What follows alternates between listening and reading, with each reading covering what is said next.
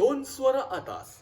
Selamat datang di PT Digitama Indo Pratama, perusahaan yang bergerak di perindustrian digital terbesar di Indonesia.